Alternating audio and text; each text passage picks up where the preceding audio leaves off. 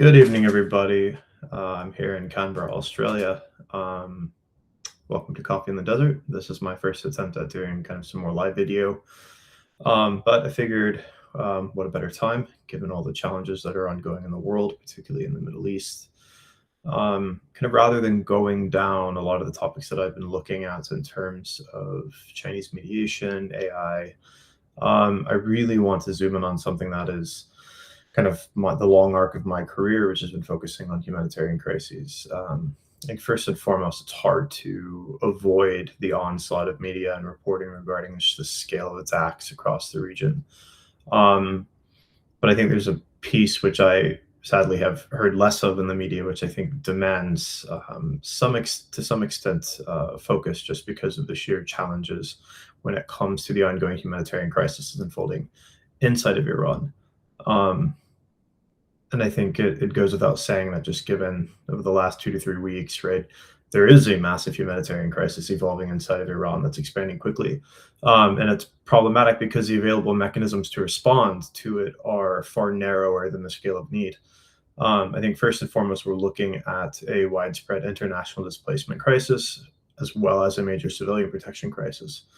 The problem is not only growing in terms of sheer humanitarian need, but it's also the lack of easy, reliable, and politically workable ways to ensure that demand is met. I mean, the UNHCR, the UN Refugee Agency, released a report in the last couple of days articulating that up to 3.2 million people may already be temporarily displaced inside of Iran. Most people are fleeing major cities, particularly from Tehran, toward northern provinces and the rural areas. And that means there's rising pressure on host communities that are taking them in, potential further stress on local services, and already, strained infrastructure. So I think the crisis is expected to deepen faster than the response system is going to be able to expand. During these types of crises, and during my previous work on Syria and other crises in the Levant, right, the needs are typically pretty straightforward. It's emergency shelter for displaced families, food, water, fuel, cash support where available, particularly support to host families and local communities that are taking in displaced families. You have a huge medical need, especially for those who have been injured in strikes. Things like trauma care, emergency surgery, continuity of medicines. Just from reporting that I've heard, the medical situation inside of Iran is increasingly precarious. And it's particularly worse when you look at communities of particular protection needs, such as pregnant mothers with young families, child health, sanitation, disease prevention. So there's a lot of challenges in many cases that we're not seeing because we are not seeing that level of reporting. Helping has been particularly challenging in this conflict because Iran is simply not a permissive humanitarian environment compared to other conflicts around the world. Right, it's a mashup of sanctions risks, banking restrictions, compliance burdens, and state controls over foreign funding. All, basically anything that goes in is largely a challenge just to be able to deploy funding to groups that support it, much less figuring out exactly where that funding is going. There are humanitarian exceptions that exist on paper, but that doesn't necessarily mean that money and supplies can move quickly in practice. And then there's also banks, insurers, suppliers, and transportation and logistics, all price in wartime risk, given just the scale of the current crisis. So even if some aid is illegally allowed to enter, right, it's most likely going to be slow and expensive and very difficult to deliver. Inside Iran, right, there's only one viable actor that's particularly leading, and that's the International Red Crescent Society. It is a state-run entity. The main international support comes from the IFRC, which is not necessarily a UN-run operational presence. So the UN footprint inside of Iran is relatively thin. I think that matters largely because the response is likely then to be very localized, state adjacent, or at least state run, and heavily dependent on one politically viable institution in the country. And that is the same government that is at war with the United States and with Israel. And as of now, there is no clear alternative with comparable reach inside of the country. Naturally, in these types of conflicts, you do see local aid organizations and local communities kind of come together to deliver aid and to fill in some of those gaps. but that typically requires to some extent access to funds, access to goods available on the market.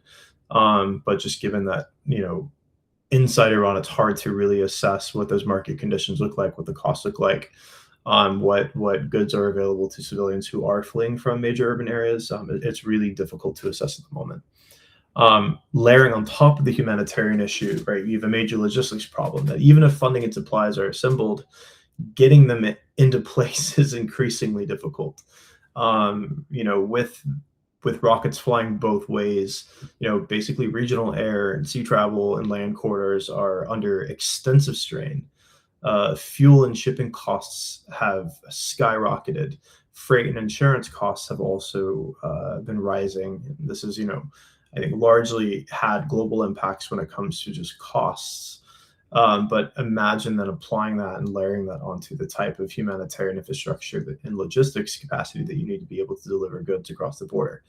Meanwhile, like the key logistics hubs in the region that normally would be used for like forward deploying assistance has also been disrupted, right? Jordan has been hit. Jordan has been one of the major aid corridors. Iraq is not necessarily in a great place when there have been attacks and there's the potential for further attacks inside of Iraq.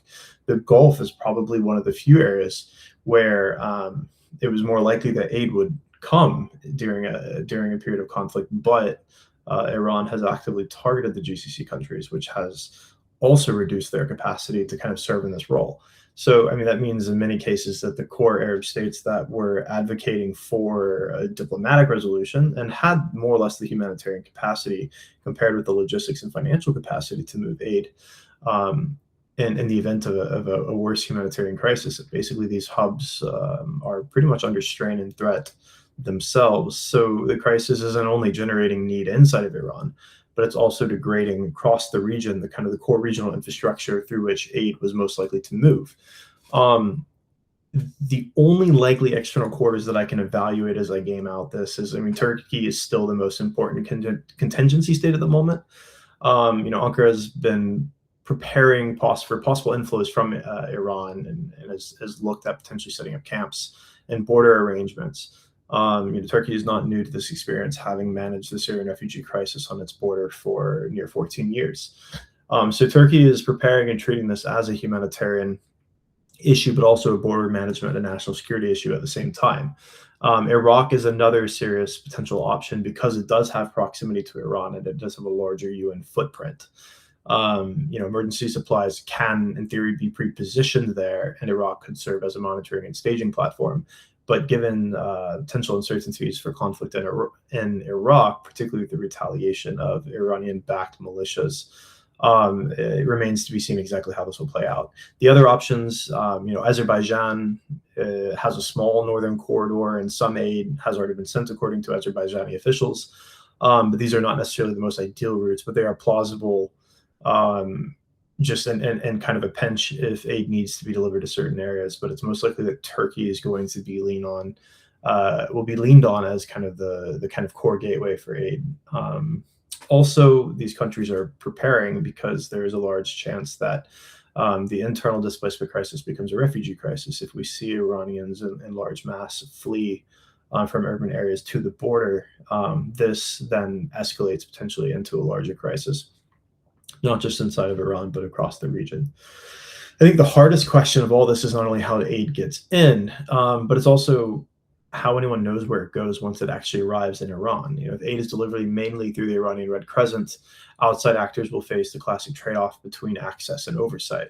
And there are no specific answers here, right? When we look at the case of how the UN engaged with the Syrian Arab Red Crescent under the Assad regime, we began to understand the trade-offs between access and oversight. And it gets sticky and it gets political very quickly, particularly without local observers or any form of independent access in Iran. Like, verification is partial at best.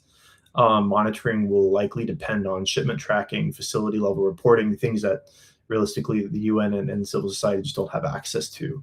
And, to some extent, there's an argument to be made that imperfect aid is still better than no aid, but imperfect access has to be, at some extent, fused with transparent distribution. So that's the difficulty, I think, in many cases, it's still being faced in the region. Turkey is not necessarily a hypothetical corridor, but it has already assumed some leadership to act like a frontline contingency state. And I think that's important because the planning from Ankara suggests that they're not just preparing for refugee inflows, but for the possibility that the wider Iranian internal crisis spills across the border. And I think that is something to continue to watch. I know, historically, again, Turkey has been a major corridor and transit country for refugees fleeing from Afghanistan and Iran on their way to Europe, as well as for Syrians fleeing. So it is possible that we may see that trend increase in the coming weeks if it looks like this conflict is going to be protracted. But I think the core problem here is a bit of a mismatch, right? Humanitarian needs are indeed rising faster than the response channels available to address them.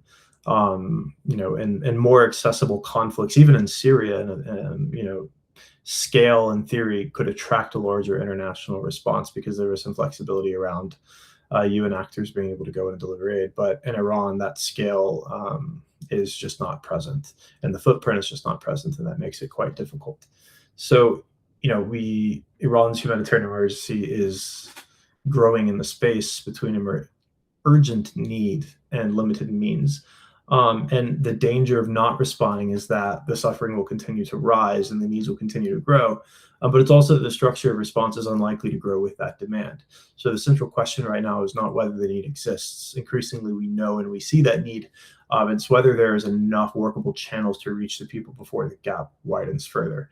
And there are a lot of political constraints to seeing aid flow into Iran, right? Given the protests, given the violence against protesters, like there was already humanitarian need before the conflict started. So now we are seeing another layer of complexity added onto the current humanitarian crisis.